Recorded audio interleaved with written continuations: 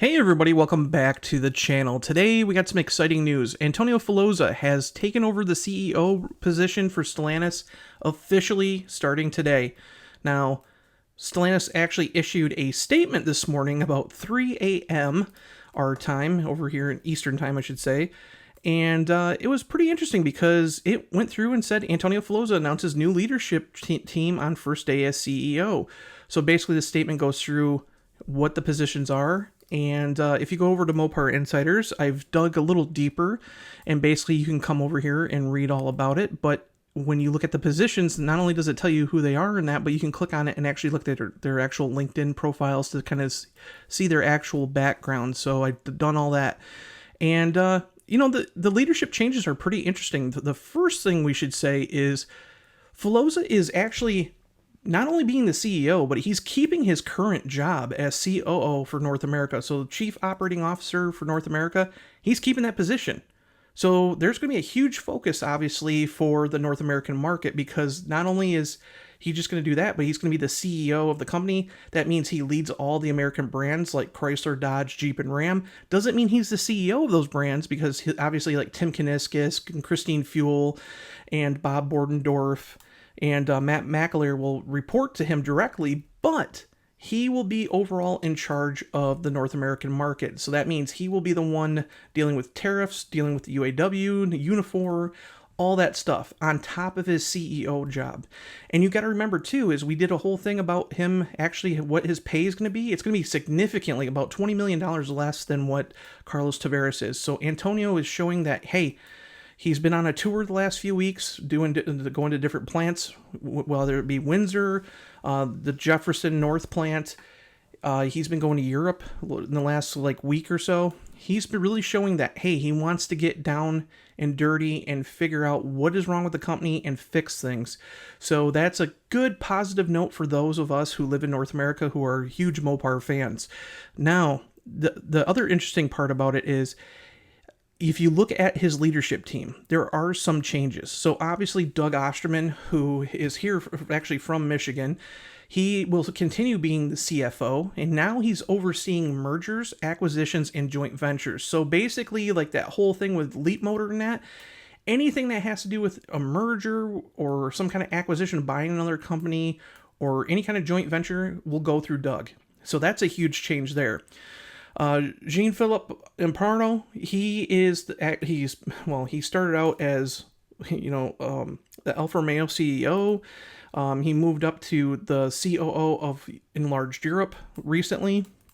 And now he's not only going to continue that job, but he's going to be the new CEO of Maserati. So we're getting another change in the whole Maserati leadership. And this comes as Maserati's been under fire. We talked about it the other day that Maserati might be sold.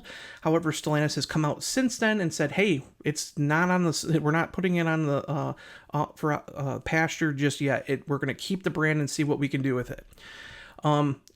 Emmanuel, I can't ever say these names right. Capolino, he is now the COO of South America. Now he was one that was underneath Antonio Filosa over in South America, because you got to remember, Antonio came over about a year and a half ago, 2 years ago, to become the Jeep CEO, and he was running South America. So he's going to continue on Antonio's stuff over in South America, and now he's being also added to Stellantis' commercial vehicle business, which is Stellantis Pro One. We've heard about that. That deals with Ram commercial, Fiat commercial, all over the globe. So he's going to be dealing with that.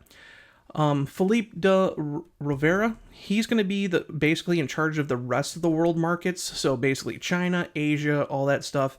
And then he's also going to be in charge of Stellantis' financial services. So you can kind of see that all these really higher ups are doing multiple positions now.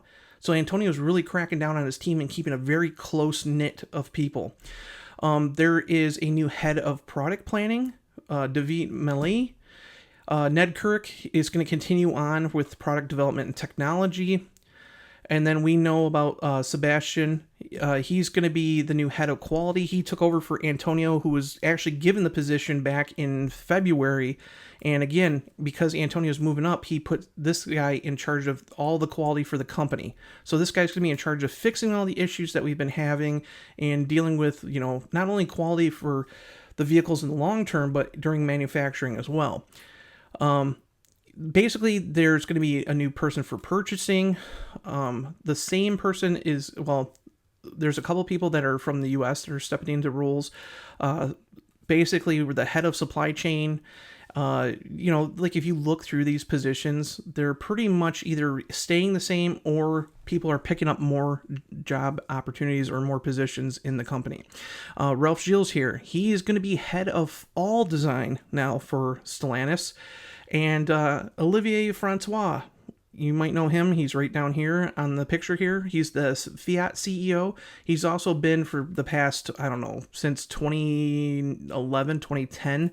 He has been the chief marketing officer for FCA/Stellantis. He is going to continue in that position. Allison Jones is now going to be heading the parts and service and circular economy. And then their general counsel stays the same. Now, the former CFO, Richard Palmer, he's actually going to stick around as a strategic advisor to help guide everybody through the transition going forward. So he'll be around for a few months. But there was two basic main people that were from the Peugeot side who, after Filosa's announcement, are supposedly moving on. Maxime Paquet, who we've seen, he's basically in the running supposedly for Renault for the CEO job over there. It makes sense that he's leaving if he's going to get that position.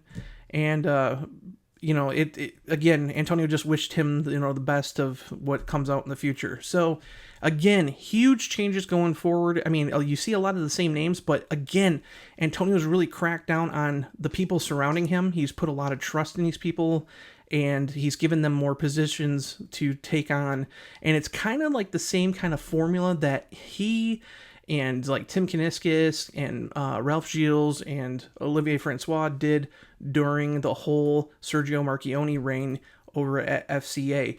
So will it be successful? We don't know. But the very interesting thing I should add is this morning when this announcement came out at 3 o'clock our time, the Italian stock market actually fell a little bit to the point where Stellantis stock fell more than 5%. And it got kind of crazy, so they actually suspended Stellantis stock in the Italian blue chip index. So they, so far it's back up, but nonetheless, it was just kind of weird that it dropped so bad. And that they're basically saying, Reuters is saying that, hey, it has to do with him maintaining his roles here in North America. They're worried that in the European side, that he'll be focused more on North America than Europe. So hopefully we'll see that change, but nonetheless, this is a big, exciting news going forward. And again, hopefully Antonio, it's not going to be fixed overnight, but hopefully Antonio will have, the next, I would say 12 to 16 months of really getting down and fixing what's wrong with Stellantis and bringing them to profitability again and boosting up market share. So again, tell me what you think down in the comments below. Let me know what you think of Antonio's moves and his leadership team, as well as tell me what you think is going to happen with Stellantis in the future. Until then, I'll see you in the next video. Bye.